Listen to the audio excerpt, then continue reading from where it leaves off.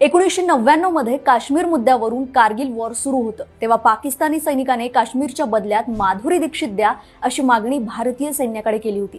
जवळपास 2 महिने चाललेल्या या युद्धात पाकिस्तानी सैनिकांनी भारतीय जवानांच्या पोझिशनवर कब्जा केला होता। नेमकं त्याच दरम्यान पाकिस्तानी सैनिकाने कॅप्टन विक्रम बत्रा यांच्याशी रेडिओ इंटरसेप्टद्वारे संपर्क साधत चॅलेंज दिलं होतं की अरे शेरशाह, आम्ही तुला मारण्यासाठी येत आहोत आणि तुझ्या आवडत्या अभिनेत्रीला माधुरी दीक्षितला घेऊन जाऊ। त्याच वेळी विक्रम बत्रांना खूप राग आला की एक पाकिस्तानी त्यांना असं कसं काय चॅलेंज देऊ शकतो।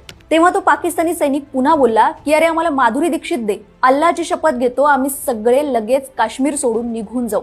त्याच्या या मागणीवरती कॅप्टन विक्रम बत्रा त्याला सडेतोड उत्तर देत म्हणाले की माधुरी दीक्षित तर दुसऱ्या शूटिंगमध्ये व्यस्त आहेत, सध्या त्याच्यावरच काम चालव।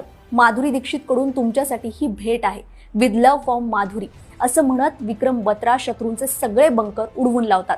विक्रम बत्रा यांच्यावर पिक्चरही आलेला आहे ज्यात हा सीन दाखवण्यात आलाय।